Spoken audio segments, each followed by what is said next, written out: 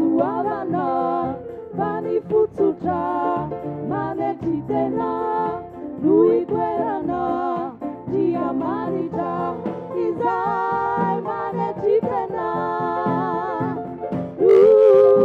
asanata taizai manantatena nuaeti wapabaraka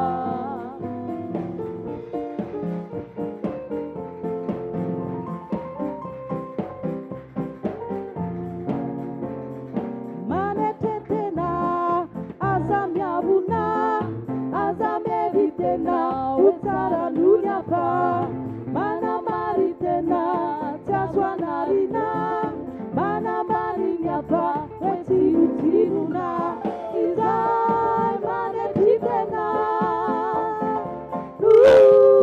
asandata baizai mananjatena uaeti wapabaraka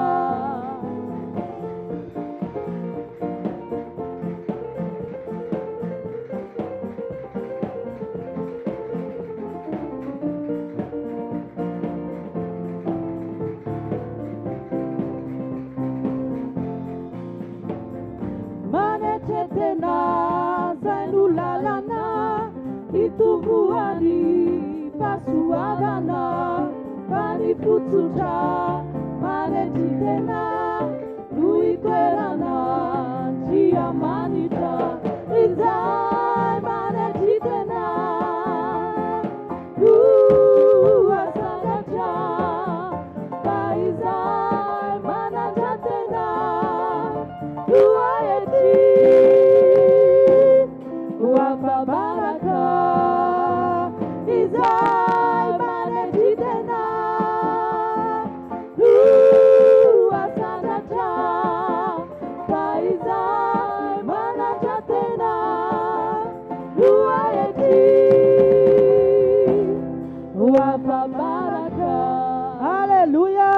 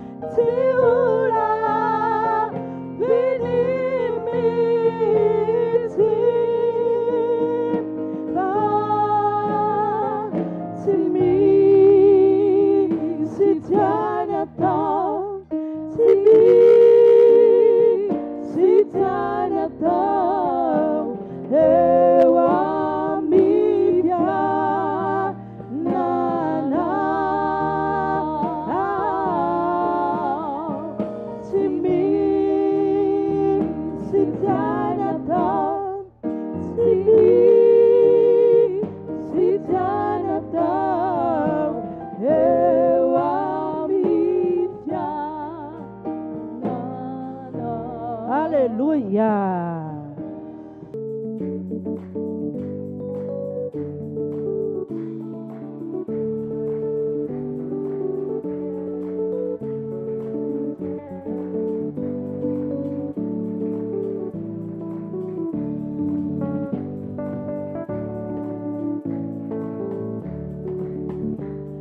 Naona niafa manao adalana sa itsy menatra eny falay masomba okatry mba miaotra fomba ratsy omena lakasy mahazo sehatra tsy famarinana fimamono fajanjona tsy misy misakana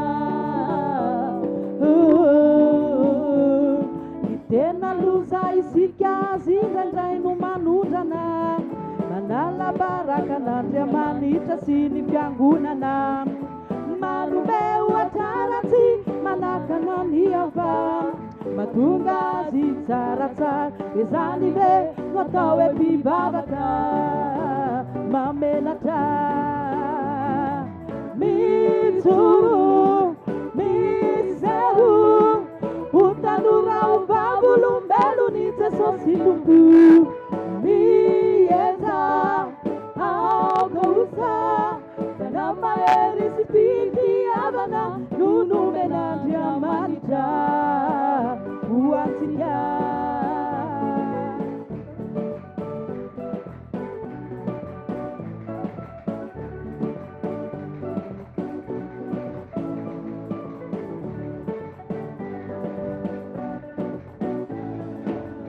Zanak'Andriamanitra indray no miafina nefa tokony sahitsoro modelo tafina ho fatotry ny akano sana matahotra endrika ka mitsoka tsy samy seho misitrika manafina endrika mitsoro miseho ho tanora ho vavolombelony Jesosy Tompo mieza aogausa manamahery sy fitiavana no nomen'Andriamanitra ho antsika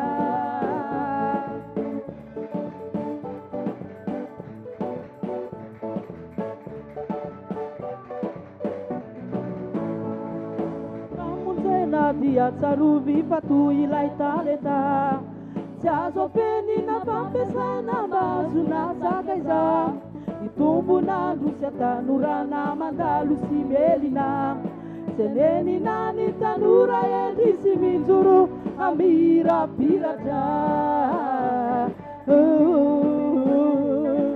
minjoro miseho ho tanora ho vavolombelony Jesosy Tompo mieza aogausa manamahery sy fitiavana no nomen'Andriamanitra ho antsika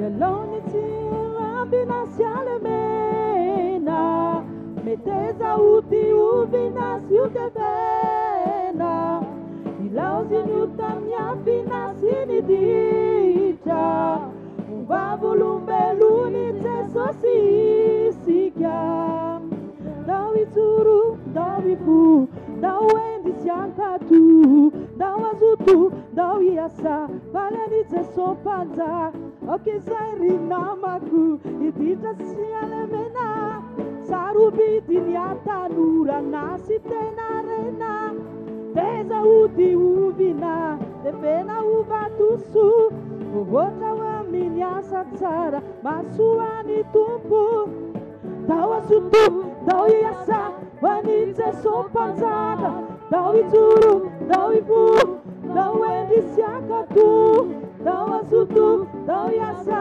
valeni Jesopanzaka Haleluya Haleluya Haleluya Haleluya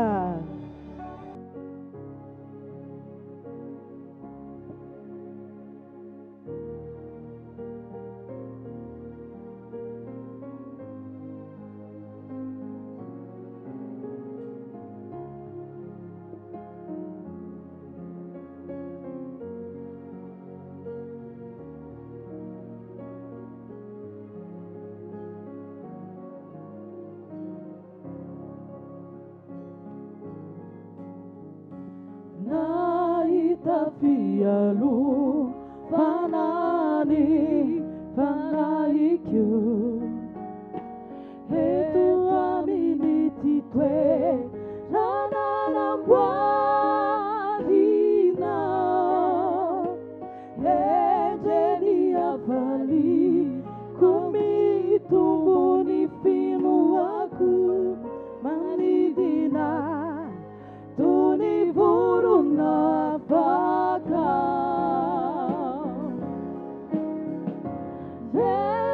Tua chanuna Nufialu Paku Tua chanuna Nufadu Siraku Sesosia Tiaraza Nanya Fali Aku Kamiru Takaniranu Masuku Naitafan Sirana Naitafan Dusi Janani Panaiku Yetu amini titwe Janana Mwarina Ejeni afali Kuturutu Runifuku Kademi Rafi Irana Vauva Edwa Chanuna Nufialu Paku Edwa Chanuna Nufadu Siraku Tesosio Tialaza Nanya Fali Aku Kamiru Takaniranu Masuku Tua chanon pia lupa Tua chanuna Nufialu Paku Tua chanuna Nufadu Siraku Tesosio Tialaza Nanya Fali Aku Kamiru Takaniranu Masuku Kamiru Takaniranu Masuku Haleluya Haleluya mafy Wentiny le zokiny sy le ray aman-dreniny le loka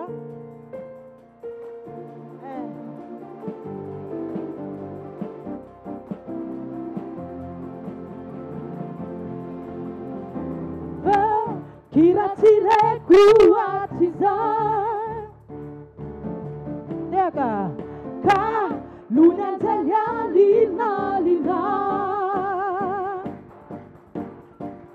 Ra Balipira maruve Manera nani lanita Mana tatani tesosi Vi Valina tiata tarana Lai Yona namidi tesosi Ma Minira ulu masina Kamina simiteras Manambara manawe Aufa Sabaju fio sana sana Mi papitanta nisikia Ieka ila piupina Unina ita Wanilai raiti tuawi Kita Hallelujah Hallelujah Le pete sosi Yeka Tek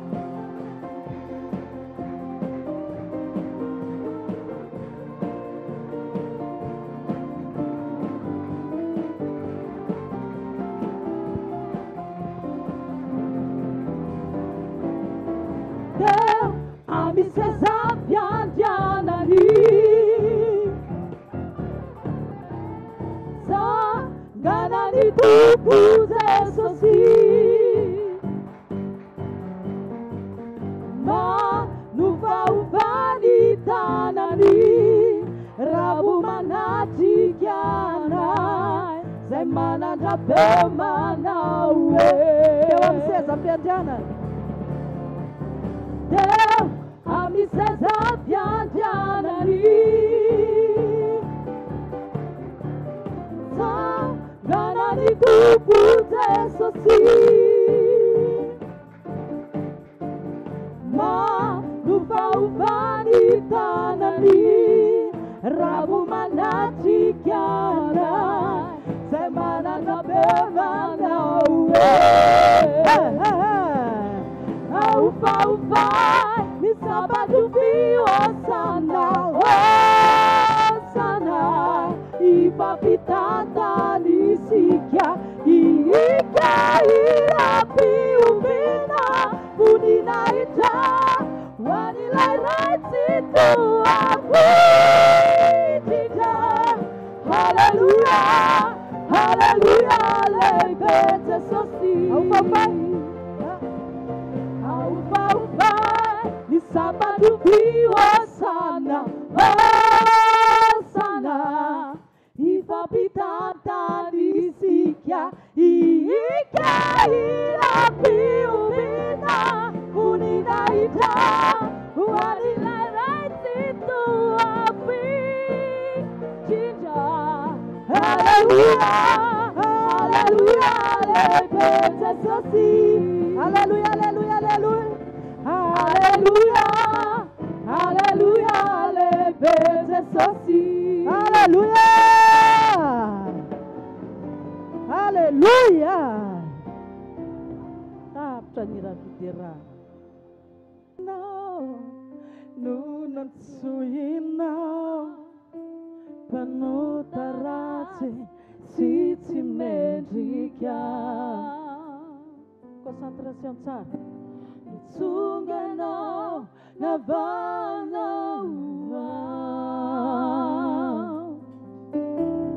Kanase Unawana tsarana Tawanati aise Tawanati aise na Nunatsuina Panutarat Siti medika Sugana Navanga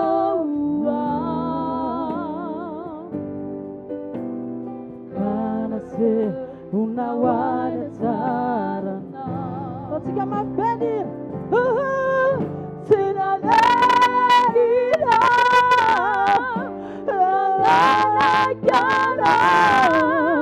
Na desedana mafia zai Jaja Nefama tukya Panumeni sana ititena Nabulu sadu tazareni lalana Whoa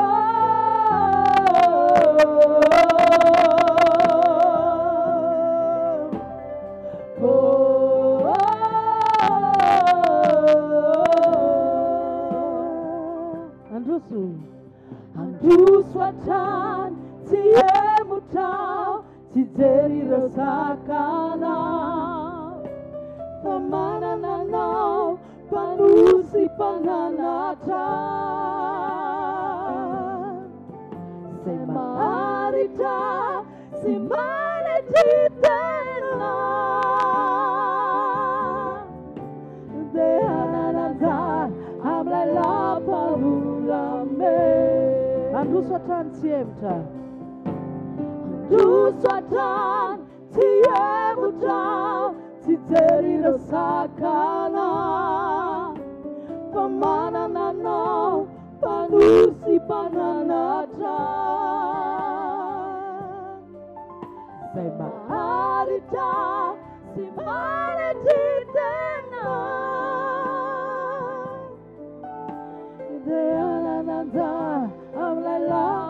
Tsanga na isika. Samim tsanga.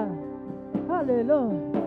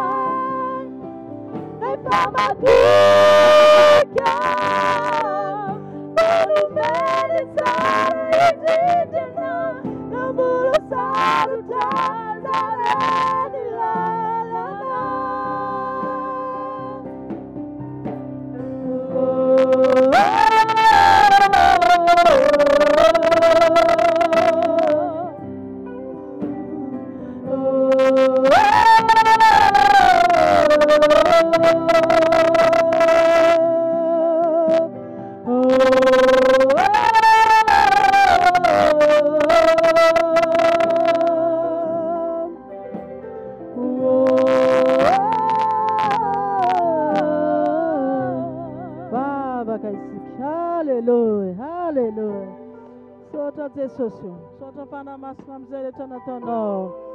Sota betsa kane amnizava tarit. Sota betsa kane amnizava tarit. Kane pana masna bula yasa wanatnai amsa wanizo. Pana masno mianto ten fitariana. Sota betsa kan niran mena wiraina. Maka sita ka Jesus amnizava tareta. Sota betsa kane amsan reta izan manatena. Fayano bola no zava debe. Ano zava maka. Sinanakala hatitsuni satana rana itafa nitsanga nayana misukatewa lua kwizo nivaravarana yanonefa nyalua lalana Tivelunia now, teso, teveluna. Pitangana na unu, panjeseku. Siazu api uruina, insunia. Nifae panareta, efaye wantana. Velan fanatenana veluna ni fanatenana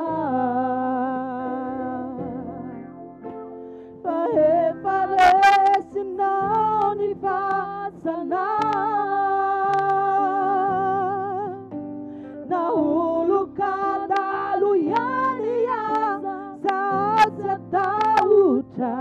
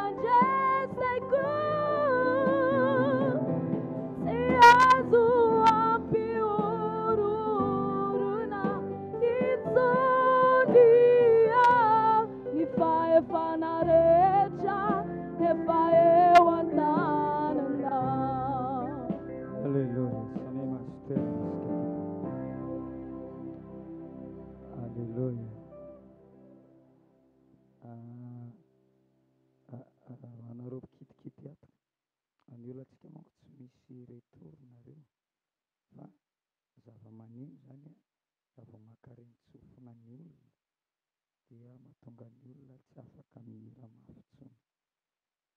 Raha vao marinina ny sofin'ny olona dia tsy mahafaka mihira izy. Dia mila lanjainareo eny ny feon'ny olona.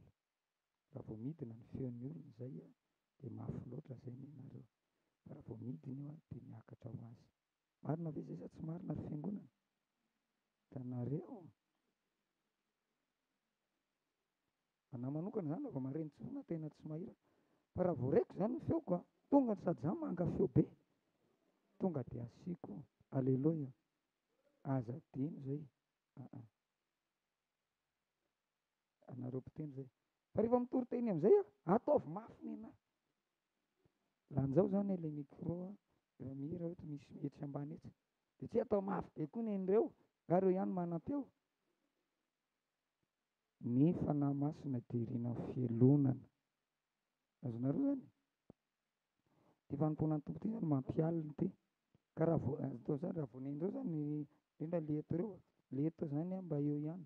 Fa raha ohatra misy olona izany eo saina mitana micro ka mafy be ny andreo, dia ozy ny sain'ireo, ireo olon'ireo, efa ireo izany ozy izy dia efa avela ao. Marina izany izay ny vahoaka sa tsy marina? Hitanareo amin'izany.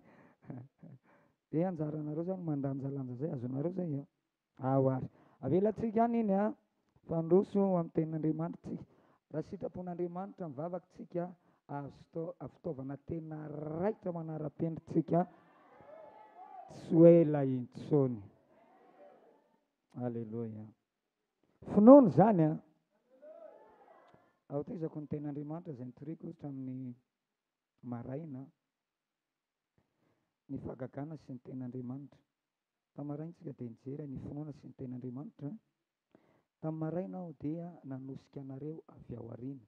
Naninona tamin'ny maraina?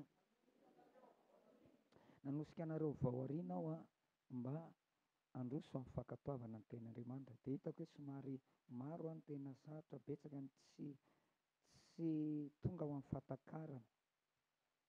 Satria mijery ny fomba fivavakareo, mijery ny fentanentanam-ponareo. Dia amin'ity hariva ity indray dia mivadika indray hisintona anareo avy ao aloha ho amin'ny fankatoavana ny tenin'Andriamanitra. Misy fotoana rehefa tonga teo an-dranomasina mena teo ny zavatsarotra ny zanak'Israely. Ilay andro hafa teo aloha dia nivadika nakao ao aoriana.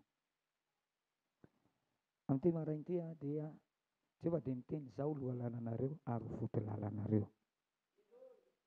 Amin'ity androany ity dia ho loha lalanao indray ny Andriamanitra ka hitondranao sy hitarika anao. Rehefa mivadika aloha izy dia mitarika anao ho amin'ny sitrapony. Rehefa mivadika aoriana izy dia manosika anao handroso ho amin'ny sitrapony. Aleloia. Salamo 5:5. Salamo 5:5. Tiako mba hiara-maky tsika rehetra. Mampirisika aho mitondra baiboly. Efa tsy fidin'ireny telefona ireny. Aleloia. Ny tenin'Andriamanitra dia miteny tsy hoe tamin'ny takitila nanoratana fa tamin'ny horonam-boky nanoratana. Marina sa tsy marina izay? Mino aho fa ho arianao iny takitilanao iny manomboka androany. Ny antony dia ity, anaovanao FB iny dia anaovanao izay dia misy sary maloto koa ao. Dia avy eo anefa ianao dia manao commentaire amin'iny ianao. Mandeha ny publication ny tazako ny fifoazana dia lasa ianao miady aman'olona. Miady aman'olona ianao dia avy eo anefa ianao dia iny amakianao baiboly indray. Mety izay sa tsy mety? Ilaina an'iny dia rehefa tena tsy ohatra eny ambony tômôbila ianao, eny ambony avion ianao, eny raha ianao mba mampiasa iny any am-pianarana ianao, fa tsy hoe baiboly ngeza be iny no ataonao anaty kitapo. Fa rehefa mankaty am-piangonana kosa dia mba mizaha mitondra baiboly mihitsy ianao. Aleloia. Miara-mamaky tsika Salamo 5:5. Vakio anao, oka tsy ala vavanao ty boky lalàna ity, mila mamaky ianao. Aleloia. Izay vakianao mafy, vakianao amin'ny fo dia mora kokoa hipetrahana izany ao anatin'ny saina. Satria tena takiana mihitsy ianao. ampahirezina ary asaina ianao ahery atanjaka tahaka an'izay nataon'i Jehovah tamin'ny Josoa mba ahery atanjaka ho amin'ny famakiana, ho amin'ny fisaintsainana, ho amin'ny fankatoavana ny teny. Alleloia. 5 Salamo 1:5. Salamo 5:5 1:5. Toy izao nivaky ny teny amin'ny anaran'i Jesosy, miaraka isika rehetra isa 2 3.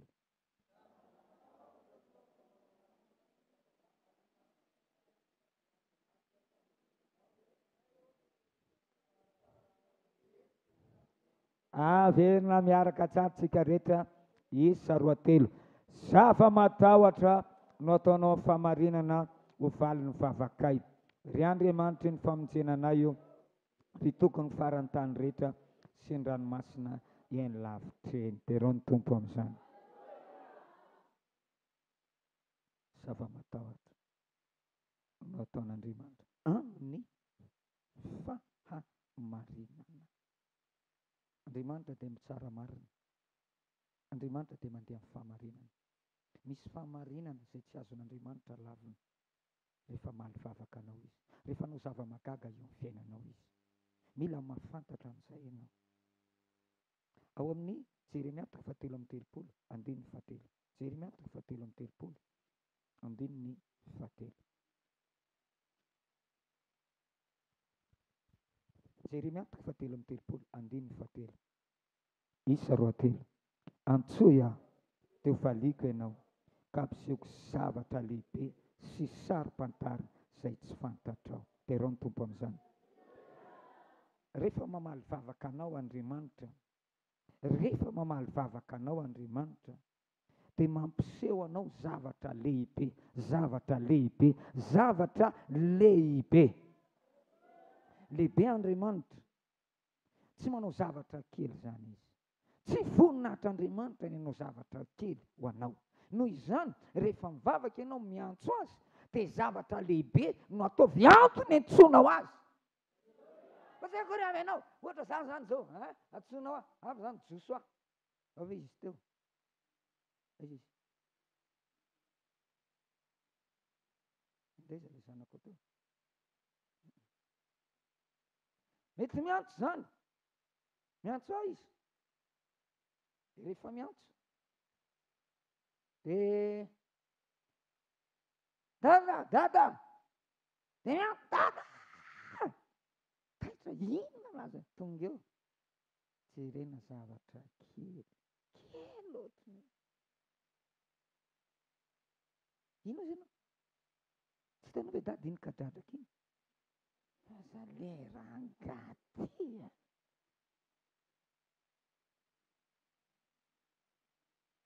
Dada.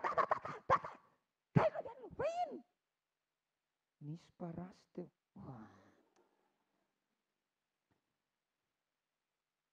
Raha tsy nisy parasy mifampitantana teo, zay ngamba mba mety. Aiza hoe?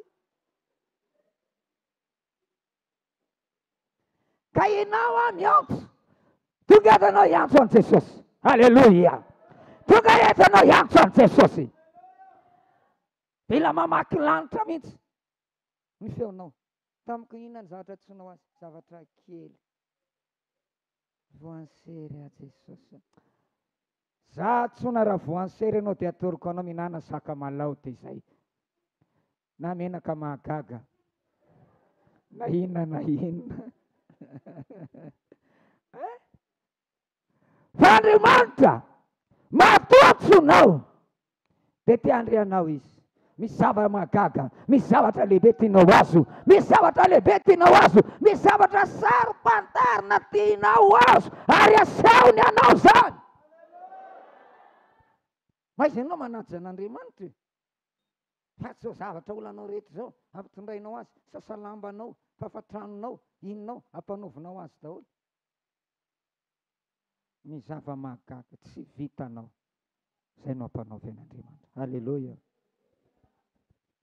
Jeremia 7:30 indro izao ny Jehovah Andriamanitra ny nofo rehetra. Moa misy zava-magaga izay tsy haiko va. Moa misy zava-magaga izay tsy haiko va. Afaka mideran'ny tompo ve ianao amin'izany? Ianao voafetrany ianao, voafetrany zavatra vitanao, voafetrany zavatra azon'olona atao anao, voafetra ianao, voafetra ny vitan'ny volanao, voafetra ny zavatra mety azonao atao. Fa Andriamanitra tsisy fetra. Andriamanitra tsy misy zava-mahagaga ka tsy hainy. Halleloja! Efa nitsatra tamin'ny fomba behivavy Sara, efa antitra fa mbola miteraka ihany izy. Misy zavatra anankiray izay tena nahagaga. Nisorona ny tranonjazan'ity vehivavy ity. Nisorona, inona hoe nisorona?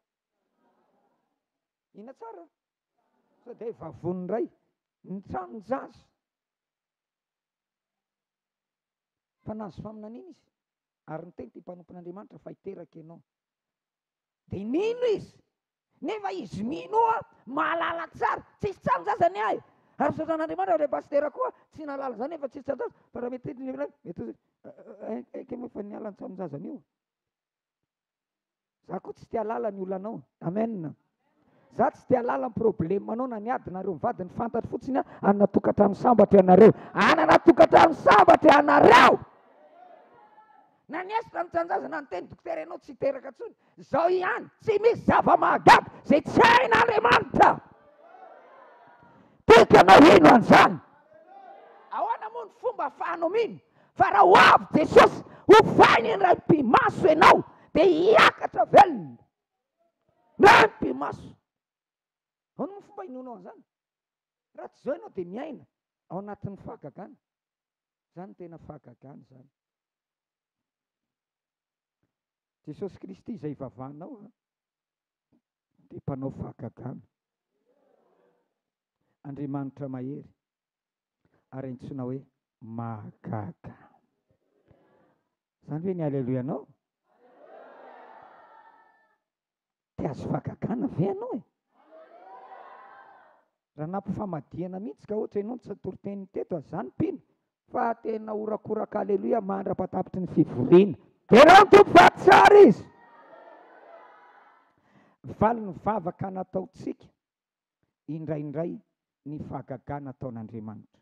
Antsoy ao izy amin'ny andro fahorianao dia amaly ianao aneo zava-mahagaga sarom-patana izay mbola tsy fantatrao.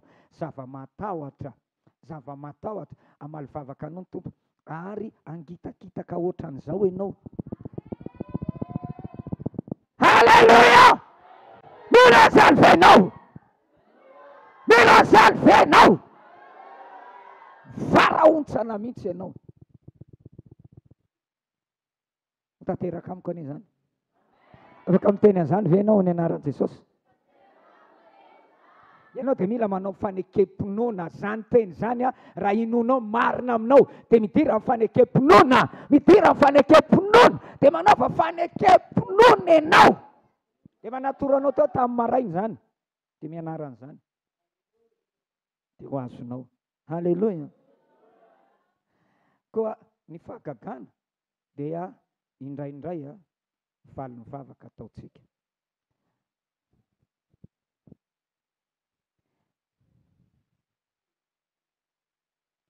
Rehefa mandinika sy mianatra ny ten'Andriamanitra isika dia ho hitantsika fa tsy misaraka amin'ny fankatoavana ny teniny sy ny fanaovana ny sitrapony hatrany ny fampisehoan'Andriamanitra ny voninany sy ny heriny ho antsika. Rehefa mampiseho ny voninany sy ny heriny ho antsika Andriamanitra dia tsy misaraka foana izany amin'ny fanaovana ny sitrapony, amin'ny fankatoavana ny teniny. Izay manaiky an'izany tiako hideran'ny tompo izy. Hitanao ilay teny hoe zava-matahotra no ataony amin'ny fahamarinana. Misy fahamarinana izay tsy azon'Andriamanitra dinganina. Tsy izay manao amiko hoe tompoko, izay ilay vavaka, izay mandondona no voainy. Fa izay manao sitrapony raiko, izay any an-danitra. Halleluja. Noho izany dia te hampianatra anao amin'ity hariva ity ary hitarika anao ho amin'ny fanaovana ny sitrapon'Andriamanitra, ho amin'ny fankatoavana ny tenin'Andriamanitra. Halleluja. Rehefa maly vavaka anao Andriamanitra, rehefa ny voninahiny eo aminao izy dia miteny aminao. Nandefa ny teniny izy mba hanasitrana anazy. Halleluja. tsy hoe le teny fotsiny manasitrana, fa ao amin'ny fankatoavanao ny teniny no ionanao amin'ny fahagagan'Andriamanitra ho anao, ahitanao ny heriny sy ny voninahiny. Aleloia. Ao amin'ny teniny no ahitanao sy alalanao ny fomba anasitranan'Andriamanitra anao sy aman'Andriamanitra ny olanao. Ohatra, rehefa mankany amin'ny dokotera ianao, marary ny vavoniko, dia manoro-hevitra anao ny dokotera. Renao tsy mila mena fanafody akory ianao, fa atoro-hevitra fotsiny ianao. Ohatra, ianao nahatonga anao ny aretim-bavony, ianao mivaova loatra ny sakafonao. Ianao nahatonga anao narary vavony, dia ianao mery miasa loatra, dia adininao ny sakafonao. Tokony efa hihinana ianao amin'ny 12, dia amin'ny 3 ianao vao mihinana. Aizaka, zany mahatonga anao marary vavony iny.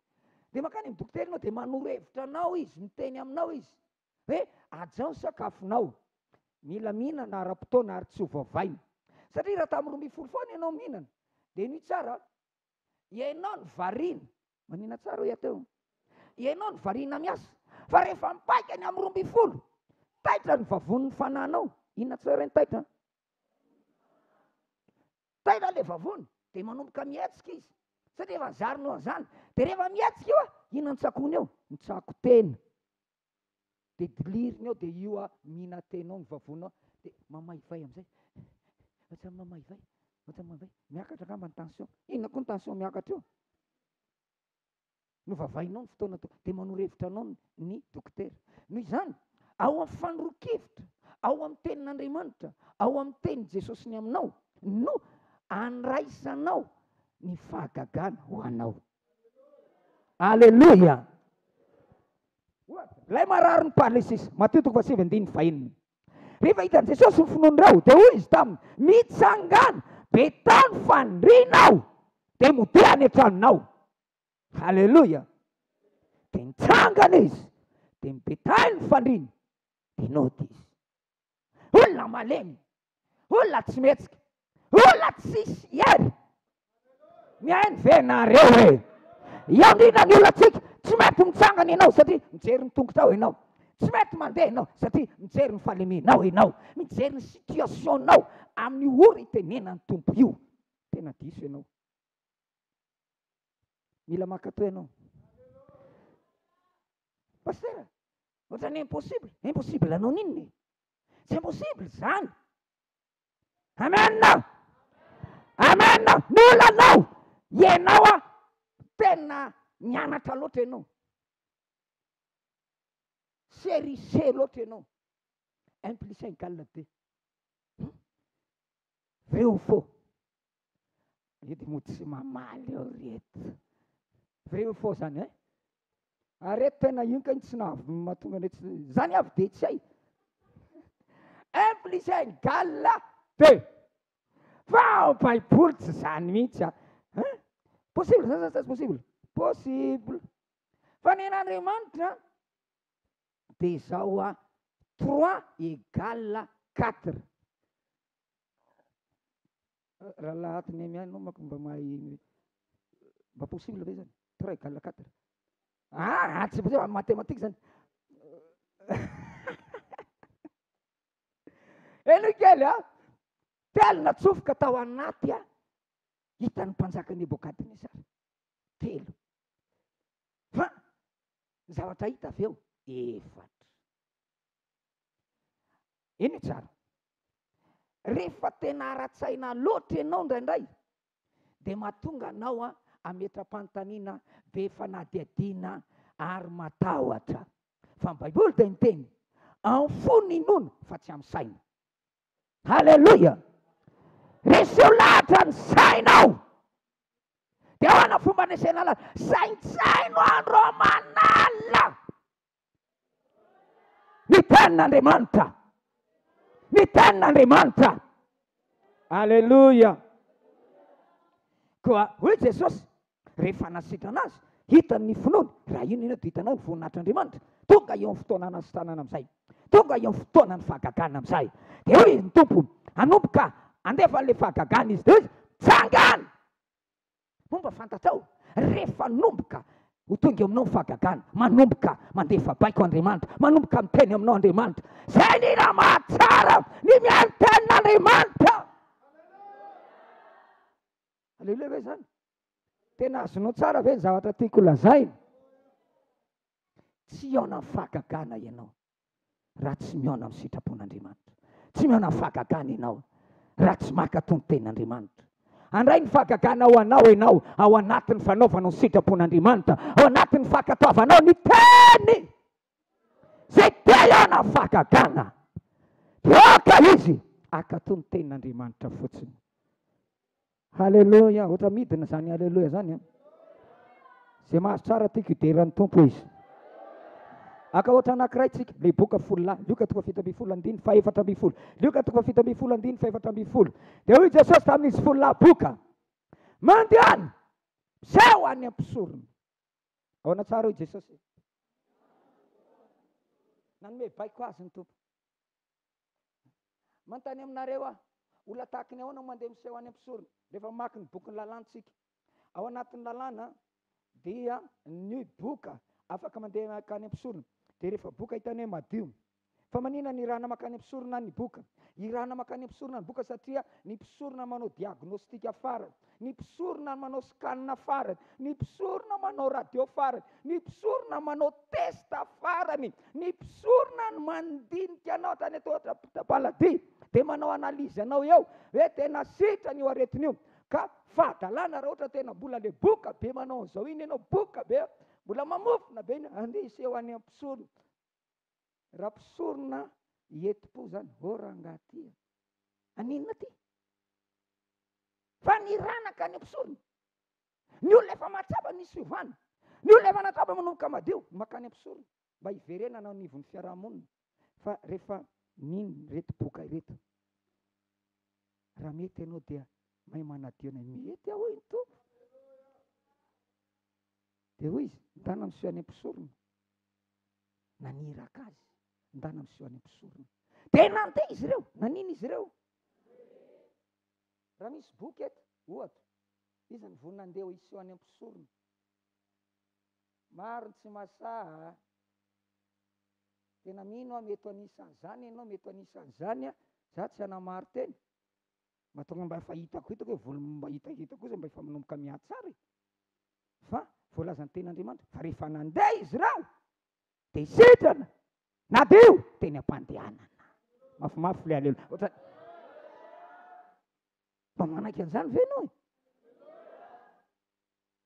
Tsy ireo ihany ny boka, be dia be ny boka an-trosa eto. Haleluia. Teny aloha akaikinao, mba nisany ve ianao? Ohatriny izao nitrosanao amin'olona. Ohatriny. Ary misy eto tena mahagaga. Za tena misy olona anankiray tonga nanantona, mbola tsy anasa izy, 50 millions nitrosany. Zany reny nangovotra. Ity olona ity, ananan'olona trosany. Zay maty Andriamanitra. 50 millions. Tanora mbola kely izy amin'io. Fa nataon'iny, inona loatra nazo anao? Nakanaka volan'olona tany ampiasainy, tonga dia vita. Solokin'olona dia vita le izy. 50 millions. Dia tonga izy nangatabavaka. Tena boka an-trosa. Misy koa zao sereto. Fa tsy sahanao na miteny an'ilay trosa anazy. Mbola mihoatra an'ilay teneniko 50 millions teo ary.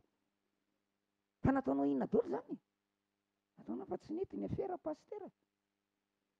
Fa ianao tsy makany an-danitra ianao ary tsy voaloanao zany. Haleloia. Aloavy aingana.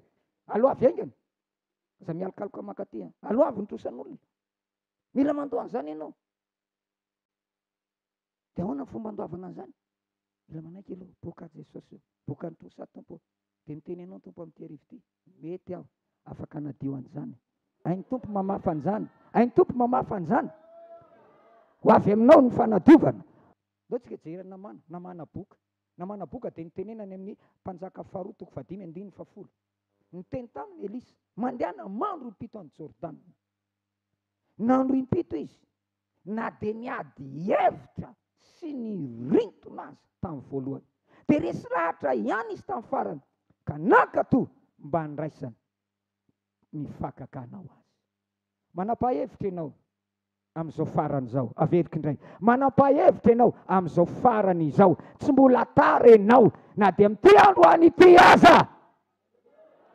tamin'ny maraina ianao pidido, tamin'ny maraina ianao niritona, tamin'ny maraina ianao izany ry azon-damosika, tamin'ny maraina ianao mafo, tamin'ny maraina ianao tsy niditra tamin'ny lohanao, fa mitiariva ity manam-pahefitra mety ho resy lahatra ankato arao-teny taminany, arao-tenin'Andriamanitra. Eo mpanina tanterahanao, rehefa vitanao ny sitrapon'Andriamanitra dia ho azonao izay ilainao. Halleloja. Aza mieritreritra ianao indray ihany fa zay impiro e, ny fito dia isa feno, fenoy izay takiany tompo aminao. Teneny leo kaikinao, fenoy izay takiany tompo aminao. Zaza mbola vao indray mandeha dia efa matokony efa mba misy kosa fito ny tenen'ny tompo na folo. Indro vao vitanao mba 20%, tsy mahita 20% ianao na 30% na 35% eo ianao, tsy ahitan'izany ianao, fa vitanao 100 isan-jato vao azonao mifagagana. Vitao izay nampanaovan'Andriamanitra anao akatoavy ny tenin'Andriamanitra. Fa miaina ihany le alleluia zany. Halleluja. Faevatra Marta sy Maria, Jaona 2:7-7. Hoy Jesosy ta Marta sy Maria. Iza malala Marta sy Maria? Marta sy Maria dia manana fifandraisana akaiky amin'ny Jesosy. Sahala amin'nao le miteny, iny ohatran'izao amiko zay siny mpiara-mianatra, promotion ray. Rehefa te mba hizesy tena olona ambony, ianona ministra, mpitsara, ohatran'izao zay, ohatran'izao, ohatran'iny. Rehefa hainao tena ohatran'ity posiko ty, osanao ary lokako. Tena akaiky, tena akaiky. Dia ohatran'izay koa Marta sy Maria. Samy Marta sy Maria miteny amin'ny Jesosy, marary le tianao. Ary tena miata zany, tena akaiky amin'ny tompo. Fa na inona intimanao amin'ny Jesosy, ninona fahalalanao an'i Jesosy, ninona positionao eo anaty tenan'Andriamanitra, tsy miova ny prinsipany. Raha te hita fahagagana ianao, te hiona fahagagana ianao, te hiona amin'ny herin'Andriamanitra sy ny voninahiny ianao, akatoavy ny teny. Alefa n'Andriamanitra ny teniny mba hanasitranana anao, hanafaka anao milongoza ny anjeranao.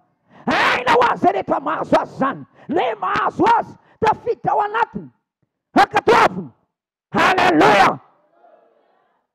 Koa hoy Jesosy tsy nisalasala tamin'ny Marta sy Maria, esory ny vato. Ahoana tsara hoy Jesosy? Iza ny teneny tamin'io izy? Iza ny teneny tamin'io izy? Ny vahoaka ve? Mba fantatra hoe Marta sy Maria, mba efa nahita ve andao tsika andeha hamangy olona, hoentika ianao andeha hamangy olona maty anada. Lazarosy dia lahy tokana. Lazarosy nipaka kitay.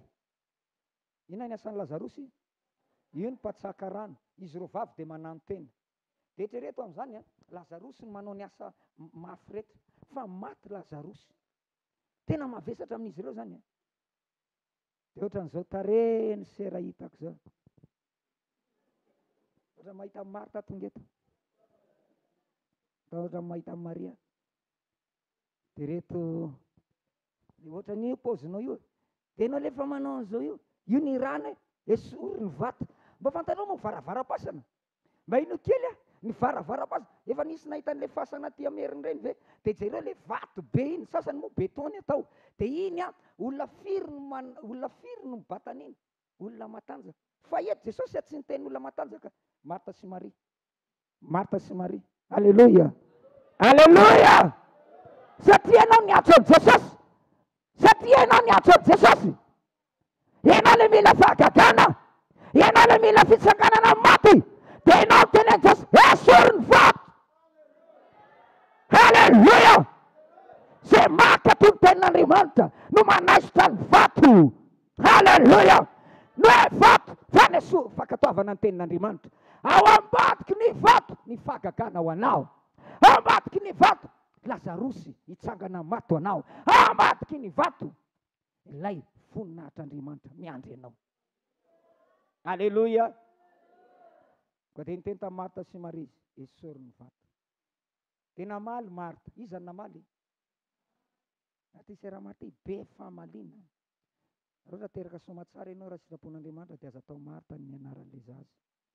Aza atao Marguerite, aza atao Martine. Aza va misy era Martine eto.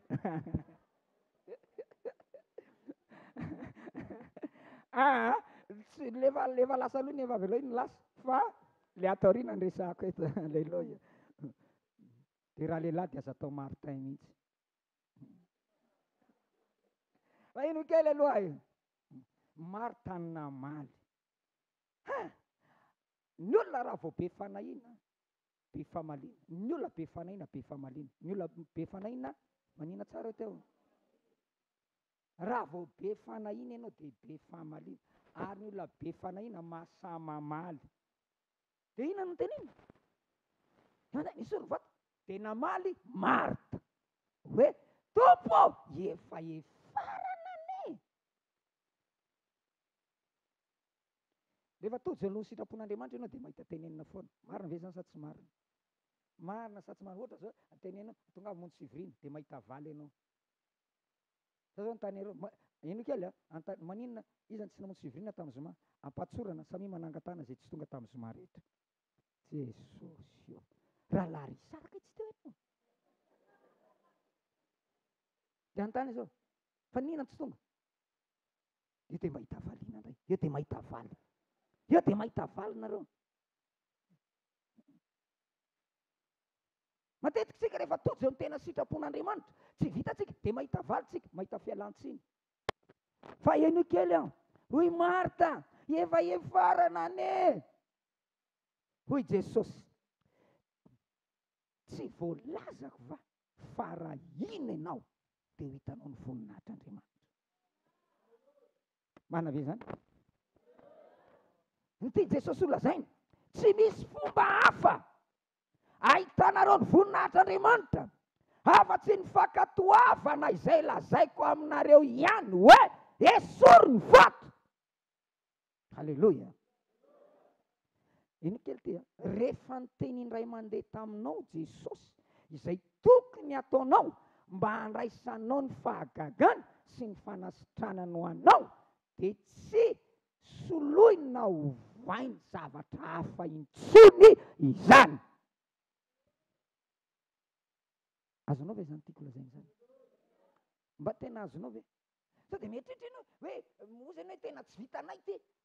Efa efarana ane io e. Efa tena potika ane. Ninina tahotra ao? Ninina olanao? Izay indrindra mahatonga ny Jehovah niteny tamin'ny Josoa hoe mahereza, mahatanjaka, nasaina ahery izy, nasaina hatanjaka izy satria mila faherezana sy ny fahatanjana, fankatoavana ny tenin'Andriamanitra. Halleluja.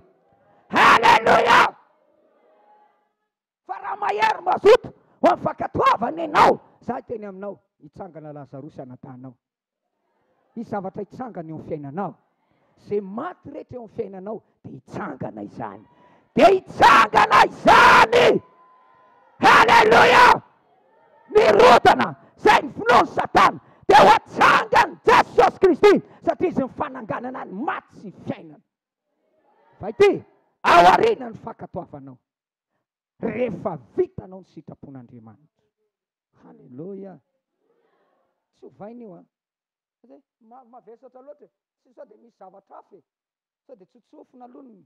Sao dia avadika hafa. Sao dia atao hira fiderana kosa. Hira fiderana.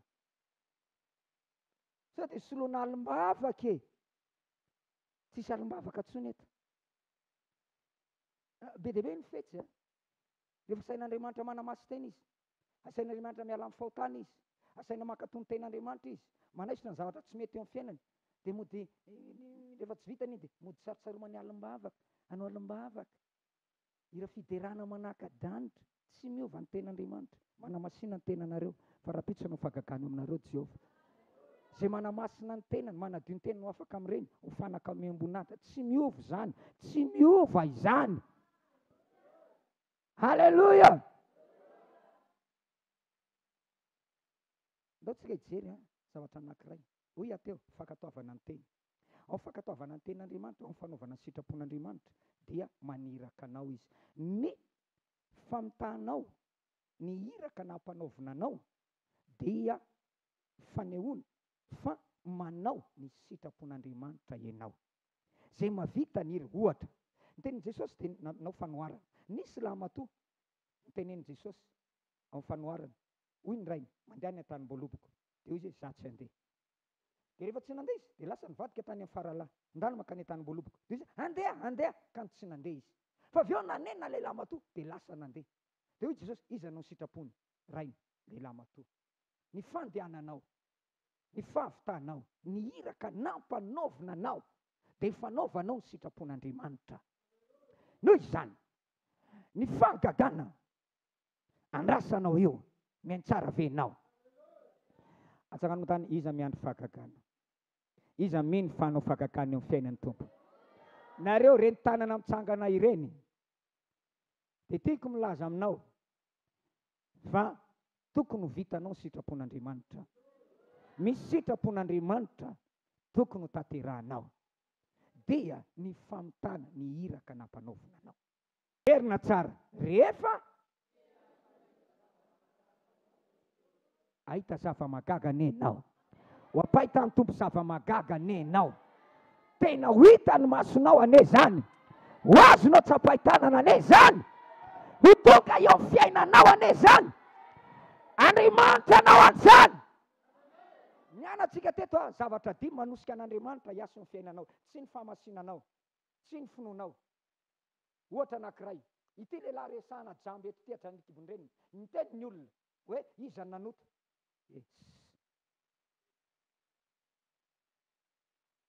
Ny ray aman-dreny sa izy. Dia namaly Jesosy tsisy nanota na ny ray aman-dreny na izy, fa ny anehoana ny voninahitran'Andriamanitra eo aminy. Andriamanitra tianeo ny maizy azy.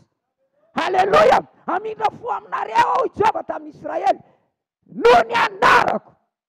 Haleluya! Dia manao an'izany eo fiainanao koa ane izy. Fotoana tiany tompo anehoana ny voninahiny eo aminao. Misy zavatra eo amin'ny fiainantsika, misy fotoana an'Andriamanitra eo amin'ny fiainantsika. Tsy mijery ny famasinanao izy, tsy mijery ny adalanao izy, fa amin'Andriamanitra azy fotsiny. Amin'Andriamanitra azy.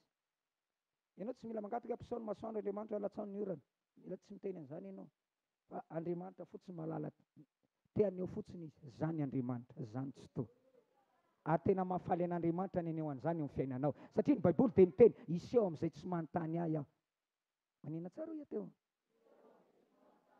Tsy manontany azy ianao, tsy mitady azy ianao, fa miseho fotsiny izy. Ho ataon'ny tompo aminao ane zany. Aleluya! Fa ity, eno kely ity.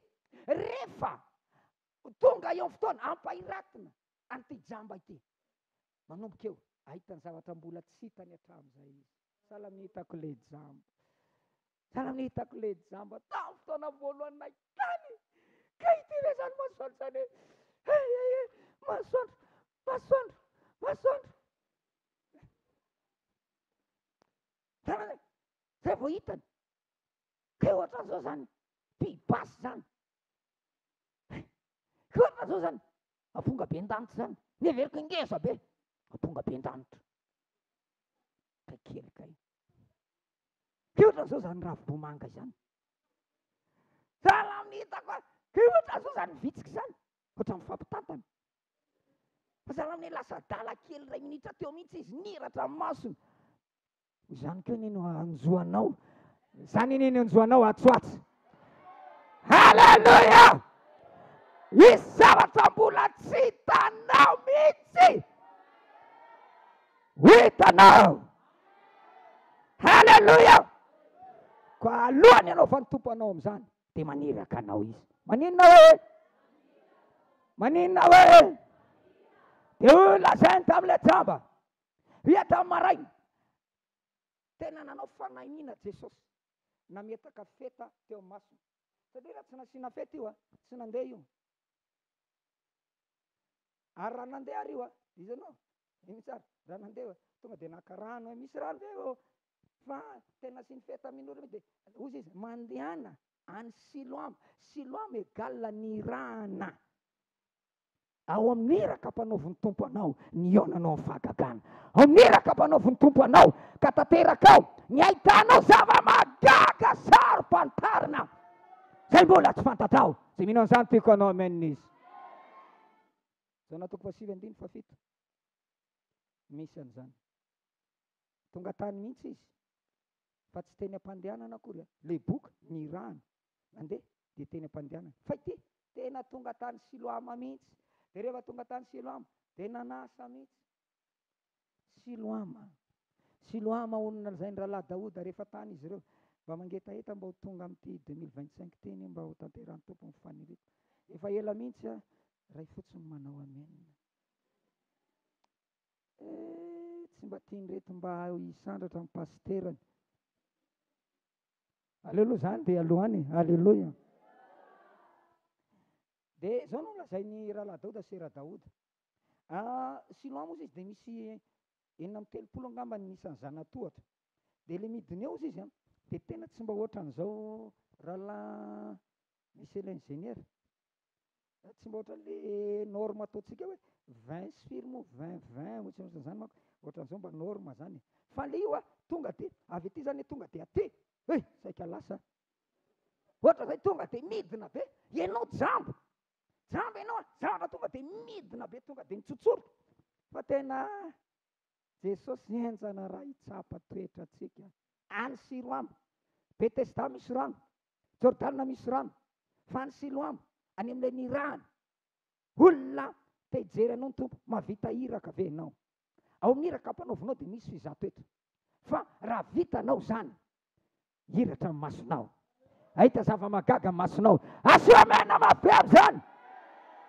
aleloia Luka 10:17 mandehana hoy Jesosy ino zao maniraka anareo tahaky ny ondry eo foany ambody maniraka anao ny tompo indretaka ny menarana morataka ny voromelala ao amin'ny fanirananao sy ny fanekenao ho amin'izany no iainanao amin'ny fahendren'Andriamanitra ary anananao ny fomba fiadin'Andriamanitra rehetra eo alohan'ny fahavalonao tsy ho azo ny fahavalonao ianao tsy ho resy ny fahavalonao ianao aleloia ny olona manaiky niraka mpanaovina azy tsy ho faty tsy ho potako tsy ho lavo aleloia maninona ny akamaroan'ny tanoratsika lavo atsy sa foka sigara foka miafina hitanao foka miafina manina tsara hoe teo fa manina raha foka miariary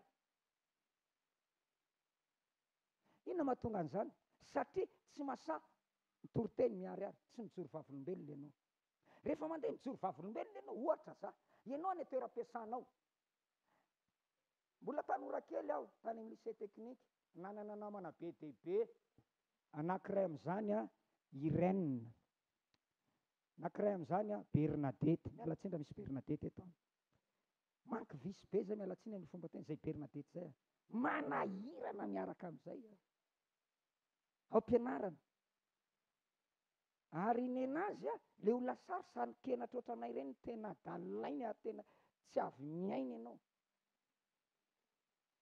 de mibe dehibe izy ireo de rehefa vonjivonjy aho de ia nasehoko azy ireo mihitsy fa voavonjy aho niova fo aho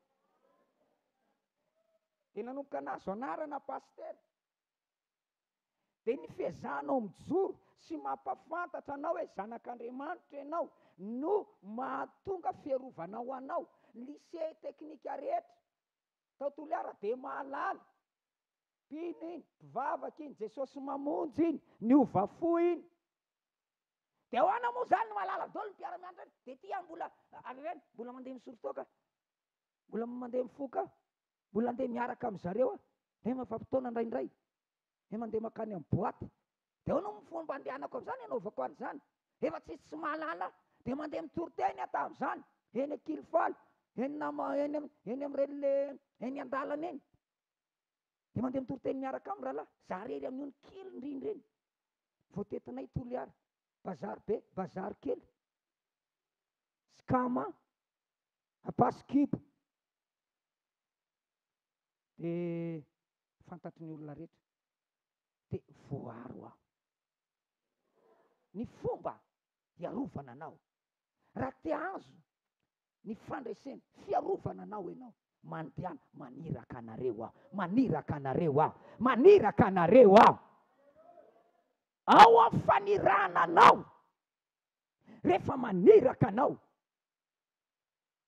ny ministeranao, rehefa maniraka anao ny gouvernemanta, rehefa maniraka anao ny lehibenao, dia miaraka aminao katikati raha mitondra anao, ina tsara mitondra anao, assurena ianao, alleloia.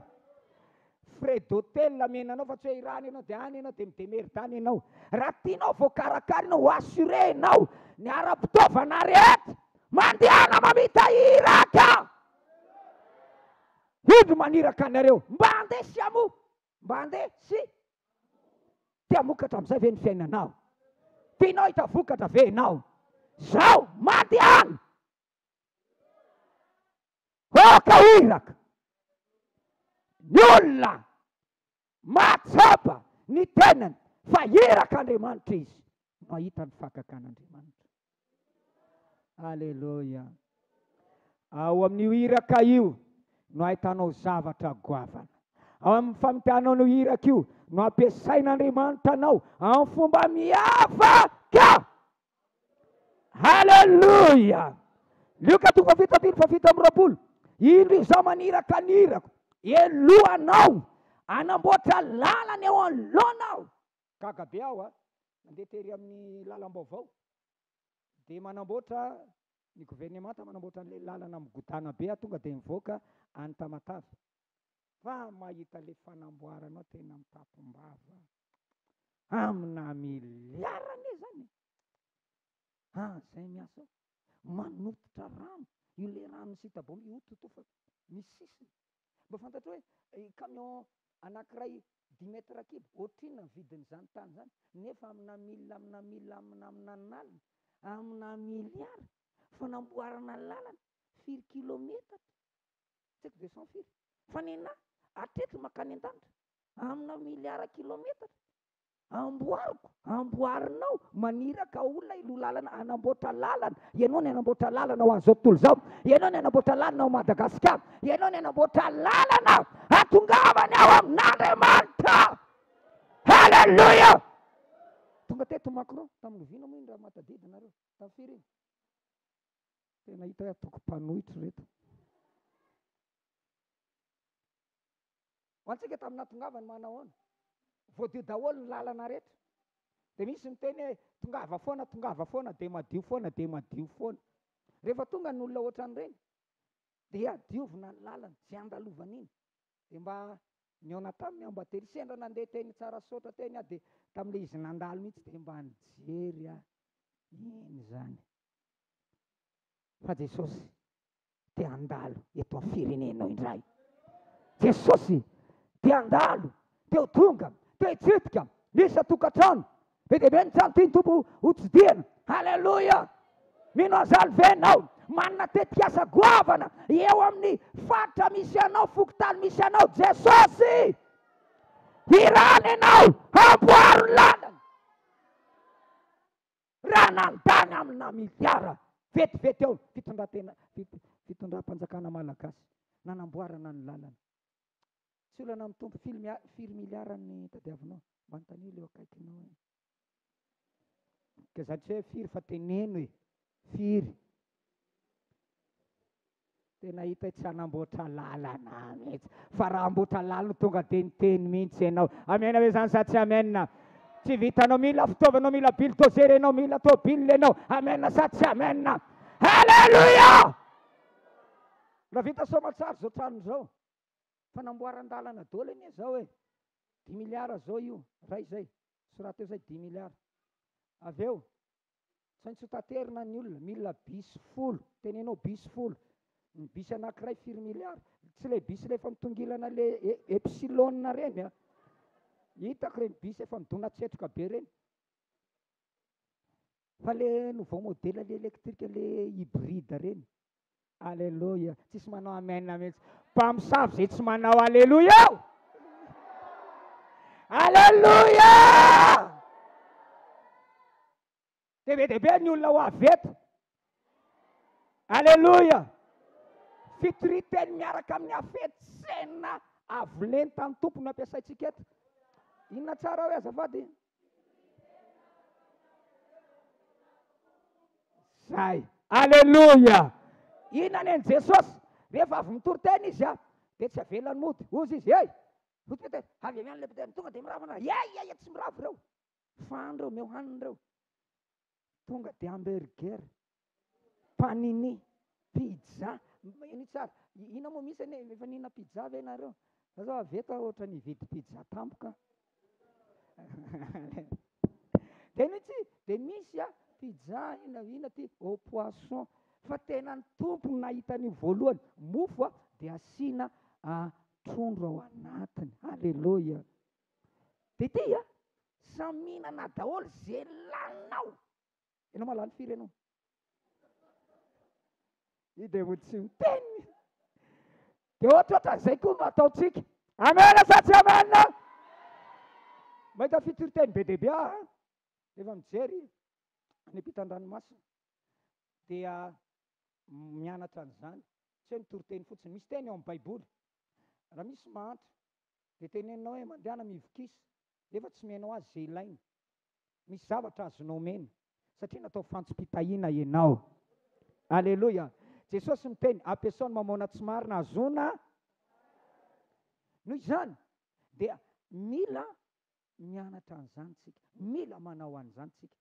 Fa raha misy an'izany eto efa manomboka manko tsika izao kantinina io, fa tokony hatsaraina io, tena atao tsara mihitsy io. Inona zao le loaka teo? Karaoty. Hitako anie le karaoty teo. Hitanao, nanao reo mpikarakara mihinana an'le karaoty le olona. Karaoty vary efa ohatra ny tendrombohitra. Loaka amin'io karaoty amin'io eraky ny sotro atsasika ny hitako le olona mihinatra. Fa ho hatsaraina io amin'ny anaran'i Jesosy. Aleloia. Nisy taona izay nanatrika seminaire indray mandeha nataona fiangonana, invité aho. Fankalazana izy io fa 5 taona an'ilay fiangonana dia tonga tany aho. Dia rehefa tonga tany dia ino izy ianao? Nanaovan'ilay pasteur izy mihitsy ny latsaka nahandro sy ny servi. Dia fa misy sakafona afrikana zay namboarina. Dia izy mihitsy tena na le vilany nanaovana azy natao anaty barikety tsirairay fa tena raitra zany. Zany ny olona zany. Dia nijereko eo pasika misy an'izany. Dia misy olona sahirana efa amanjatony mivavaka ao isaky ny alahady. Dia hoy ianao hoe hinan-kanina, ka na hinan-kanina moa mihinana ny olona. Io nini olana eno tsara. Ianao ve anjony ve ianao? Tsisy kankana. Tamin'ny Toliara izay mba nanao an'izany. Nandeha teny Porkely dia rehefa nandeha teny Porkely dia nanjony. Dia tsy mety mihinana. Dia inona ataoko? Tsy misy mihinana izy dia ataoko dia vorovory eo izy. Tongotra'izao. Le vorovory fa tsy mahazo miala maina. Dia ohatran'izay koa ianao. Mba sy ho kankana le izy. Aleloia. Ampiasa mamana tsy marina azona sakaiza. Retreto firy zany ilaina ka namboatra lalantsika. Rehefa vonona ianao hiran'ny tompo, andeha alohan'ny tompo, anao lalana ho azy. Ny tompo hiaro anao, amatsy anao. Aleloia. Aleloia. Lozenao, veiculenao. Aleluia. Milanzany eny atsika. Ianao nana mandeha mitory-tena. Mba atao zao daholo ny baibolinareo mba ho hitako aloha. Izay mitondra baiboly. Tsy manaraka norma zao ty baiboly efa ohatrany efa miongo-bolo iny. Mba zao ianareo rahalahy. Ataovy manao zao le ohatran'izao. Za nahita baiboly ray mandeha. Ity baiboly ity ohatran'ireny kobana alony rano ireny. Bontsiny ohatran'izao. Bontsiny. Dia efa mandeha daholo efa dia mandeha mitory-tena misy rivotra tampoka nanidina alefa indra lahy.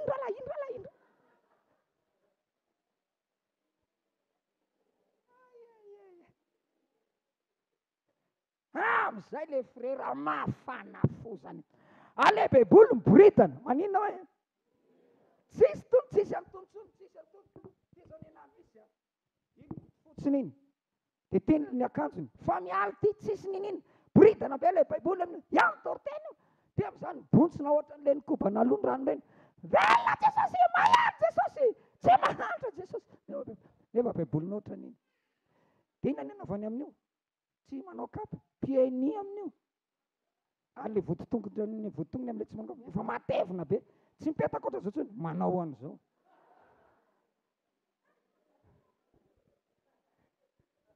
Dia itsereto raha vao mijery ny olona dia mijery anao. Tena velona Jesosy.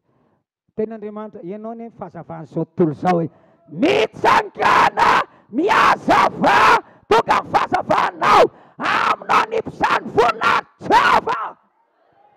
Ianao aloha ny ataony mamiratra, amiratra ny hainao. Raha vonina aniraka anao izy, raha vonina anatanteraka ny hirany ianao, ho avy aminao ny voninahitra, hiposaka aminao ny voninahitra amty herinao ny ity ihany aza. Aleluia. Serafima izy, neban'akanjony nameny tempoly, feno setroka, loha feno setroka, feno voninahitra Andriamanitra. Aleluia. Fantanina, nahoana no fidiana Andriamanitra manokana Isaia ampahitana ny voninahitra Andriamanitra, na dia mpanota sy maloto molotra aza. Aleluia. Mpanota io, mbola tsy niova fo, mbola tsy nibebaka, fa nahita ny voninahitra Andriamanitra. Miantsara ve ianao? Inona ny antony? Ny antony satria aniraka azy, hifidy azy mba ho hirany Jehovah. Rehefa nahita izy dia nibebaka, dia nahazo famelan-keloka. Dia avy ao amin'izay niteny Andriamanitra, iza no hirako, iza ny andeha ho hiraka ahy? Dia normal kosa ny angaran'Andriamanitra ianao. Iaroana ary tsy nahita an'izany, mpaminany maro tsy nahita an'izany, fa jereo mpaminany be dia be. Fa ianao maloto molotra, nahita ny voninahitra Jehovah, namaly izy, ity aho hiraho aho. Raha vonina anaiko hiraky ny Tompo ianao, za miteny aminao, ahita ny voninahitran'Andriamanitra ianao. Zay manaiko hirahan'ny Tompo dia iona ny fahagagana, iona ny voninahitran'Andriamanitra, ary ho fahagagana foana ny fiainanao. Aleluia. Miainako zany ary miainana zany isan-kerinandro zao ho voninahitran'Andriamanitra irery ihany. Raha lasa nabavy amin'ny Tompo, ity ny zavatra anankiray farany. Ao amin'ny fampiasan'Andriamanitra anao no ahitanao ny fahagagan'Andriamanitra. Nresakitsika ny fahagagana sy ny tenin'Andriamanitra, na ny fahagagana sy ny fankatoavana, fahagagana sy ny fanaovana ny sitrapon'Andriamanitra. Raha ihany io, tsy misaraka ireo. Zay manao ny sitrapon'Andriamanitra mahatra mandrakizay. Zay manao ny sitrapon'Andriamanitra dia ity miditra ao amin'ny vavahady, ao an-tanàna. Zay manao ny sitrapon'Andriamanitra, ny fanaovana ny sitrapon'Andriamanitra anankiray amin'izany, ny fanekenao ny ho fitaovana ampiasain'Andriamanitra. Ny fanekenao no ampiasain'Andriamanitra dia fomba iray anaovanao ny sitrapon'Andriamanitra. Petera dia nahazo asan-drano 3 sambo. Mba fantatrao sambo anankiray mazaka trondro 4 taonina. Mba nanao trondro zahay ray mandeha, dia manao trondro tany amin'ny sitabomba iny, dia mba tena mba nanao trondro dia nanao kontikonty. Ina moa na tonga tafalatsaka tamin'izany fakapanahy izany. Dia nanao kontikonty aho, rehefa nanao kontikonty trondro anankiray ray kilao, ohatriny na 2 alina. Dia nanao kontikonty teo, dia niompy trondro aman'alina aho, dia 2 alina mpitombona aman'alina. Dia nieritreritra nanofy aho, nanao revirevin-gadra teo aho. Tena mavita zavatra. Fa tsy nety ilay izy. Dia raina ny Tompo amin'izany. Dia mazoto manao aleloia mihitsy reto. Dia fa Petera, trondro 3 sambo, heverinao 4 million zany. Tamin'ny fotoana io dia namoy fo izy, nanina tsara izy. Mba eritrereto zay iray mpianakaviana nandeha nivoaka ny trano maraina, nanao hoe tena andeha hitady kely ramatoa mba tsofo rano mba mety ny atao hoe biso kely moa lasy dada nandeha niasa, nandeha tany, efa hariva amin'ny tokony fodiana, tsy mbola nahazo na ariary ary. menatra tsy mahasavyverina ny trano, tena namoy fo. Ary rehefa zay frere reto rehefa tsy mampidi-bola zay modi-miodikodina ao an-tsena, rehefa mahita olona miodikodiny vo zay iny, tsy nety zay ny asa, tsy nety zay ny sera, de miodikodina, de efa miodikodina de nifanena amin' Jesosy. Engany mba hifanena amin' Jesosy ianao. De rehefa tonga de fantany Jesosy, dia hoy Jesosy tamin'ny Petera, ndao vakitsika amin'ny Loka toko 15, amin'ny Loka toko 15 andininy voalohany, andininy voalohany. Ary raha nifanizana tamin'ny vahoaka dia mba hiaino ny tenin'Andriamanitra, de nijanona teo amoron'ny farihy Genesarety Jesosy. Ary nahita sambo kely roa nijanona teo tsisiny farihy, fa mpanarato efa niala taminy ka nanasa ny aratony. Ary niditra teo amin'ny sambo kely anankiray zay an'i Simona izy, de nangataka taminy mba hiataka kely amin'ny tany. De nipetraka teo amin'ny sambo kely izy ka nampianatra ny vahoaka. Izany hoe nanantona an'i Petera izy, de nitady ny sambo kely. Le sambo kely tsy nahomby, le sambo kely tsy nahitam-boka-tsoa, dia nilainy Jesosy. Zay zavatra rehetra tsy mahomby aminao, zay zavatra tsy nahitam-bokatra eo aminao, hainy Jesosy no mampiasa an'izany, tiany Jesosy ampiasaina izany. Rehefa tsy nahomby teo amin'izay nampiasaina, omeo any Jesosy ampiasaina, omeo any Jesosy ampiasaina. Matimaty lava ny tobilinao, atoroko anao ny hevitra, ameo ampiasaiko. Tsisy manao amenina mihitsy, tsy maninona, mbola azo ah. Nena aloha ny ilainako amenina hono. Bisikilety, vaky ponela, vaky pone, vao mandeha kely, inona zava-miafina io? Tadiavin'i Jesosy mba ho ampiasaina io. Aleloia. Koa rehefa tsy nety, nahazo hazan-drano mihitsy Petera, de nanantona azy Jesosy, de niteny mba ampindramo kely mba ho ampiasaiko ny sambo kelinao. Rehefa manaiko ampiasain'ny tompo ianao, rehefa manaiko ampiasain'ny tompo ianao, dia ahita fahagagana. Ao amin'ny fanekenao ny hiara-miasa amin'ny tompo, no hifanenanao amin'ny fahagagana, ahitanao ny vahaolana ho anao. Haleloia. Raha manaiko ampiasain'Andriamanitra ianao, na ny fitaovana rehetra anananao, dia tsy hanan-java-mahory ianao. Haleloia. Petera tena nanome ny fotoanany, Petera tena nanome ny sambo keliny. Inona mba omenao mba ho ampiasain'ny tompo? Tsy tena efa nampiasaiko ty, vola be nampiasaiko an'ity, io ary tsy nahazo mihitsy. Vola baky tsy tavaverina, tena tavaverina vola baky ny fidianana an'io. Ento eto am-piangonana ampiasaina eto. Amen. Amen. Mino an'izany ve lohenao?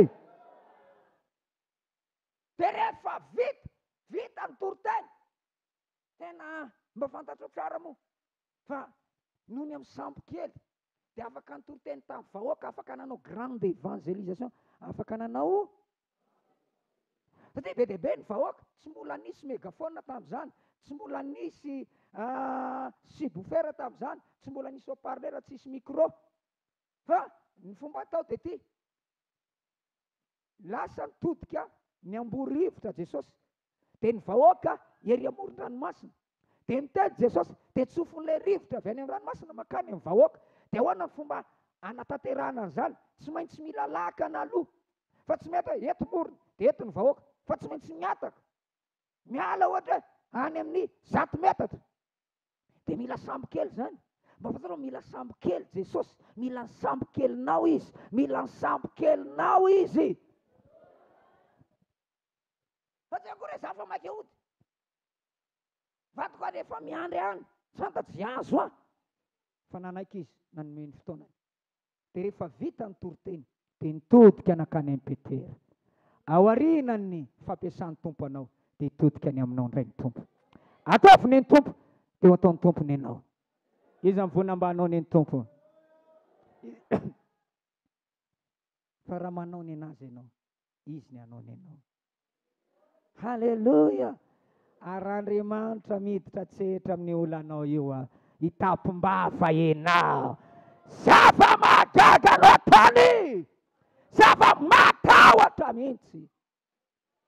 Nahita le tsonray sambo be, hafalena moa zany. Tompo any hitanao, ndana mamitahiraka ianao. Naniraka amin'ny fitopolona izy, ary efa niverina ny fitopolona dia faly na dia nideminy azy manaikitra anay noho ny anaranao. Any mpamitana iraka dia hita fahagagana ianao. Eo na ny fahagagan'Andriamanitra ianao, ahita ny voninahiny ianao. Iza ny ianao ny sitrapon'Andriamanitra? Iza ny akato ny tenin'Andriamanitra? Mampahery anao aho. Eo mihitsy ilaina faherezana sy fahatanjahana. Mahereza, mahatanjaha. Oka tsy ala vavanao ty bokin'ny lalàna ity. Saintsainandreo manalina mba hahafahanao manatanteraka izay voalaza eo, dia ho ambinina amin'ny lalanao ianao. Dikany ho tonga any amin'ny tany Kanana ianao sy ny olonao rehetra. Nangatsika rehetra mba hitsangana.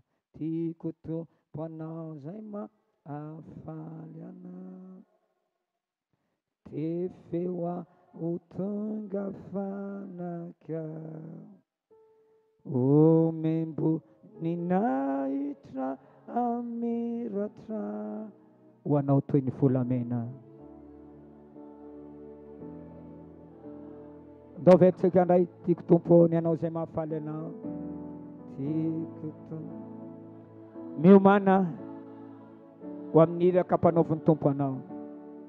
Anomboka andray antso ianao, manomboka andray baiko ianao, satria eo alohanao ny fahagagana. Misy zavatra tiany Tompo atao amin'ny fomba mahagaga eo amin'ny fiainanao. Tsy maintsy alohavany iraka nefa izany, alohavany tenin'Andriamanitra. Ny mahafaly anao, olay kapiteny mitenena Tompo dia ho sitrany ny ankizy lako. Hoy Petera, noho ny amin'ny teninao dia latsako ny arato.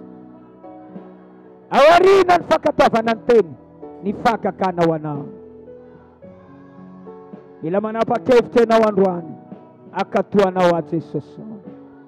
Anao izay mahafaly anao aho, anao sitraponao aho. Danolotra amin'ny fotsika isika rehetra. Indro ny foko atolotro anao, zay ananako omeko anao, dioviny foko sy amasino, anao za tena mpifaly anao, ny mahafaly anao. Eny ampandehanana amin'ny fanaovana ny sitrapon'Andriamanitra, eo voadiny fiainanao, ho dioviny Tompo reo sakatsakana rehetra, reo enatra, reo fahafabaraka rehetra amin'ny fiainanao.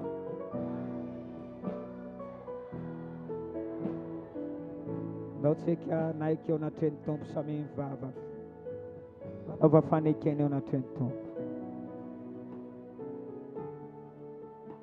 Avaozy ny fanoloran-tenanao. Indro misy tenin'Andriamanitra tonga eo anoloanao, indro misy tenin'Andriamanitra mibitsika ao am-ponao, indro misy tenin'Andriamanitra zarainy fanahy masina ao anatinao. Nandreny tenin'Andriamanitra ianao tamin'ity androany ity, izany maneho manambara fa misy fahagagana ao arinao. Izany maneho sy manambara fa misy voninahitr'Andriamanitra ao ambadika ao. Mitenena akatoanao a Jesosy, noho ny amin'ny teninao Jesosy, noho ny amin'ny teninao Jesosy. Tompo amin'ny teninandro ity izay, manapa-kevitra Tompo, ary manaiky eto anatrenao mba ho iraka aho. Ndao tsika hifona hibebaka eo anatreny Tompo. Teko mba hibebaka ianao iaiky hifona eo anatreny Tompo, amin'ireo iraka nampanaoviny Tompo anao tsy ny tanteranao. Beba ianao amin'ity hariva ity, beba ianao amin'ity hariva ity, beba ianao amin'ity hariva ity. Izay nanakana ny fahagagana tsy tanteraka. Izay nanakana ny fahagagana tsy tanteraka. Ary miteriva ty dia miteny aminao aho fa tsy hanovany zany teny zany baikony zany aminao izy. Manapa-hevitra tsy mbola tary ianao. Iverina tompo, akato ny teninao, manaiky irahanao aho. Misy olona veto mba afaka hiteny tahaka ny Isaia mpaminany, inty aho, irao aho. Asandrato ny tananao raha manaiky ianao, dia miteneno anatreny tompo. Fa ny fahagagana sy ny voninahitr'Andriamanitra zay tokony nasehono anao, dia hiverina n'izy ka mindra fo, dia aneho izany eo amin'ny fiainanao amin'ity farany ity. Mety izay Andriamanitra vonina hanolo tena ho anao.